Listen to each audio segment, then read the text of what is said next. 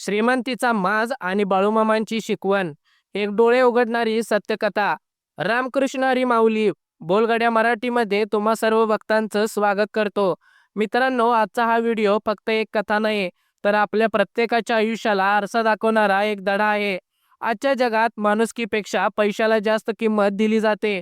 पण तुम्हाला माहीत आहे का, ज्या संतांनी स्वतःच्या मेंढी माऊलींची सेवा केली, ज्या ठिकाणी मेंढ्या बसवल्या त्या ठिकाणी सोन्यासारखं पीक पिकवलं, त्या बाळूमामांनी एका माजलेल्या श्रीमंत माणसाला कसं जमिनीवर आणलं?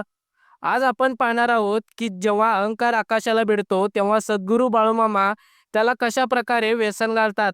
हा व्हिडिओ शेवटपर्यंत बघा. तुम्हाला अशा काही गोष्टी सांगणार आहे ज्या तुमच्या दैनंदिन आयुष्यातील संकटावर मात करायला मदत करतील. चला तर मग अनुभवूया मामांचा एक अद्भुत चमत्कार. तर ही गोष्ट आहे कर्नाटक महाराष्ट्र सीमेवरील एका छोट्या गावची. त्या गावात एक जमीनदार होता, रावसाहेब नावाचा. रावसाहेबाकडे हजारो एकर जमीन, वाडा, नोकर, चाकर आणि अफाट संपत्ती होती. पण या संपत्तीसोबतच त्याच्याकडे एक मोठा दोष सुद्धा शिरला होता, तो म्हणजे अहंकार. त्यांना वाटायचं की या गावात माझ्या परवानगीशिवाय एक पानही हलू शकत नाहीये. दुसरीकडे आपले संत सद्गुरू बाळूमामा, हातात काठी, अंगावर घोंगडं आणि सोबत हजारो मेंढरांचा ताफा. मामांसाठी कोण श्रीमंत आणि कोण गरीब, त्यांच्या नजरेत सगळे सारखेच. मामांचा मुक्काम त्या गावाबाहेरच्या माळरानावर पडला होता. एके दिवशी दुपारची वेळ होती. मामांच्या काही मेंढरांना तहान लागली होती आणि मेंढरांचा कळप चुकून रावसाहेबाच्या त्या अफाट बागेत शिरला, जिथे त्यांनी खूप महागडी प्रकारची झाडे लावली होती. मेंढरांनी काही झाडांची पाने खाल्ली. ही बातमी रावसाहेबांना समजली. त्यांचा राग अनावर झाला आणि लालबुंद होऊन आपल्या घोड्यावर बसून थेट माळरानावर आले. तिथे मामा शांतपणे एका झाडाखाली बसले होते. रावसाहेब ओरडले, "ए मेंढपाळा, तुझी ही गावंढळ मेंढरच माझ्या बागेत शिरली कशी? तुला माहीत आहे का, त्या एका झाडाची किंमत तुझ्या या सगळ्या मेंढरांपेक्षा जास्त आहे."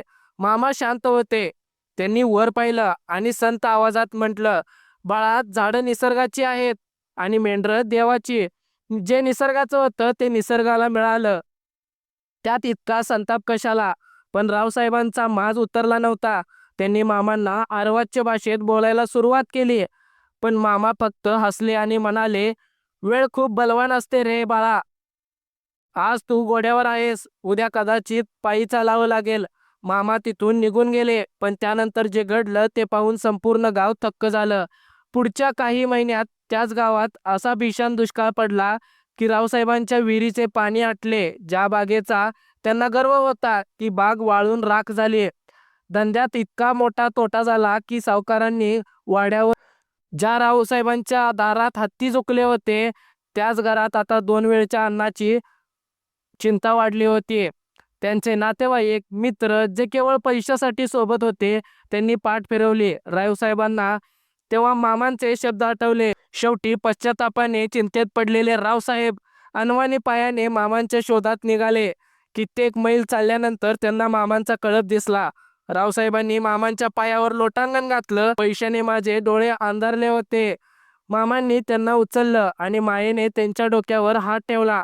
मामा रागावले नाहीत. आपल्या भक्ताकरिता एक तुकडा त्यांना खायला दिला. मामा म्हणाले, "श्रीमंती ही देवाची देणगी असते आणि दुसऱ्याचा अपमान करण्यासाठी नसते. जा, आता माणुसकीने वाग, तुझं सगळं नीट होईल." मित्रांनो, या कथेतून आपल्याला काय शिकायला मिळतं? पहिली गोष्ट म्हणजे नम्रता. तुमच्याकडे कितीही पैसा असला तरी वागण्यात नम्रता हवी मित्रांनो. दुसरी गोष्ट म्हणजे कोणालाही कमी लेखू नका. समोरची व्यक्ती साधी दिसत असेल तरी त्याची आत्मा तुमच्या इतका मोठा आहे. तिसरी गोष्ट म्हणजे दानधर्म. संपत्तीचा विनियोग करण्यापेक्षा सेवेसाठी उपयोग करा. बाळूमामा म्हणायचे, "अडाण्याला शिकवा आणि भुकेल्याला अन्न द्या. हीच खरी भक्ती आहे." मित्रांनो, तुम्हाला देखील बाळूमामांची ही कथा आवडली असेल तर आत्ताच आपल्या चॅनलला सबस्क्राईब करा आणि असेच आणखीन व्हिडिओ तुम्हाला हवे असतील तर कमेंटमध्ये नक्कीच सांगा. बोला बोला बाळूमामांच्या नावानं चांग भलं.